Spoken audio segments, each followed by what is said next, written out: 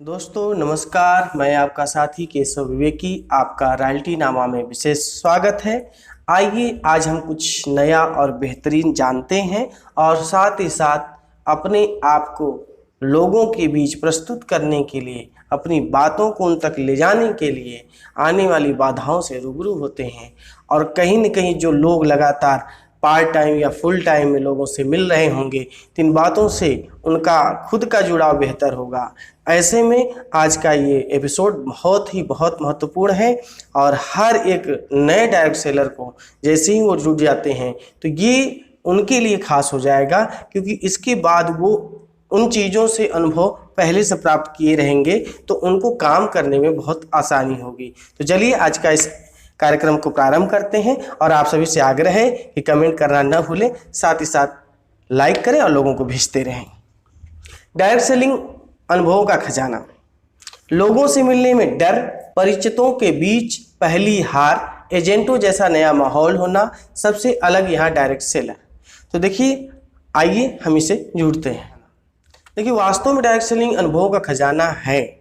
ये जो लोग भी इसमें काम कर रहे हैं, लगातार चल रहे हैं, वो कहते हैं कि वास्तव में जीवन का अनुभव जो यहाँ से मिला वो शायद ही मिलता, क्योंकि व्यक्ति जब परिवेश बदलता है, स्थान बदलता है, अपने आप को बार बार महीने में कहीं ना कहीं वो अप डाउन करता रहता है, जिसकी वजह से उसकी वैचारिक परिवेश, रहन सहन सब में बदलाव आता है।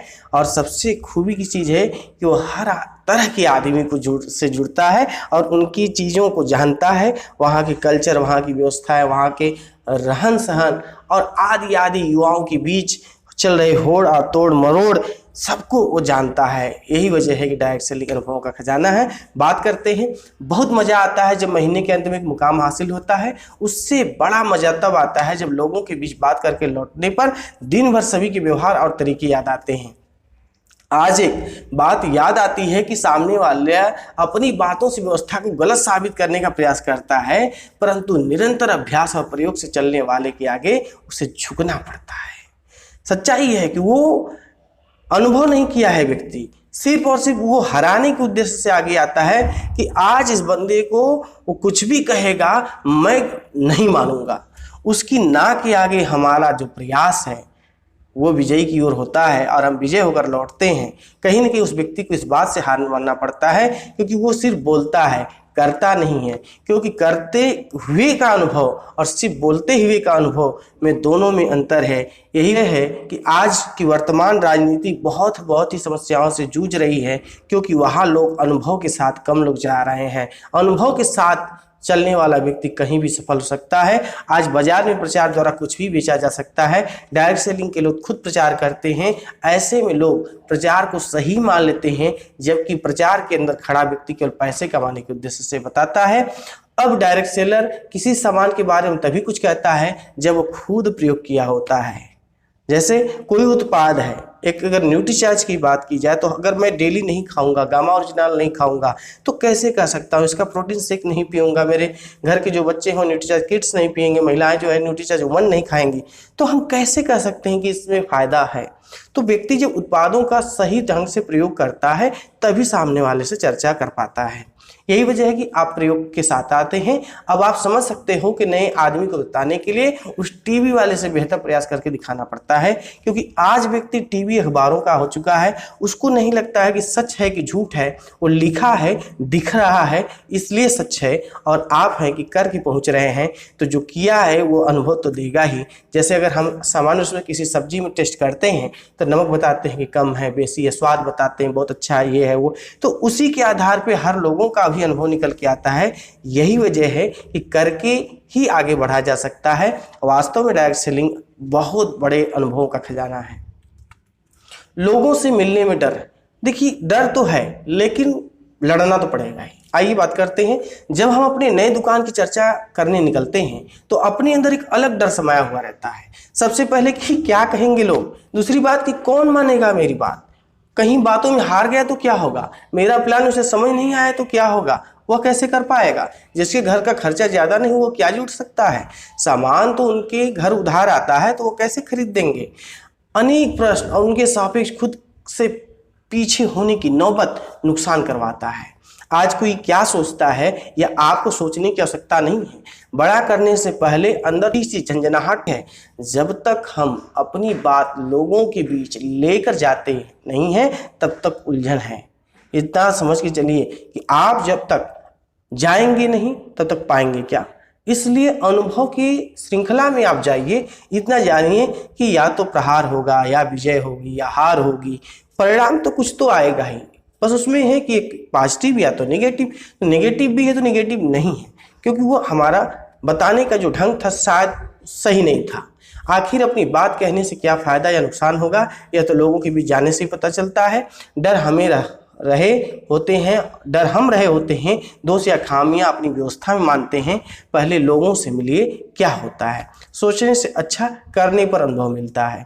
वास्तव में प्रैक्टिकल बहुत प्रायोगिक व्यवस्थाएं अपने आप में सफल हैं। जो प्रायोगिक नहीं हुआ, जो प्रयोग में नहीं किसी चीज को लाया, वो चल नहीं सकता।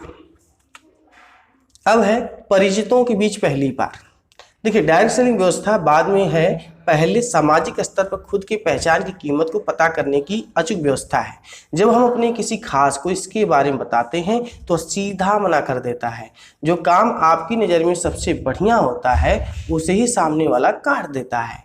वह व्यक्ति गलत नहीं है, आप गलत नहीं होते हैं, और नहीं जो आप उसे व्यवस्था दे रहे होते हैं वो गलत होता है।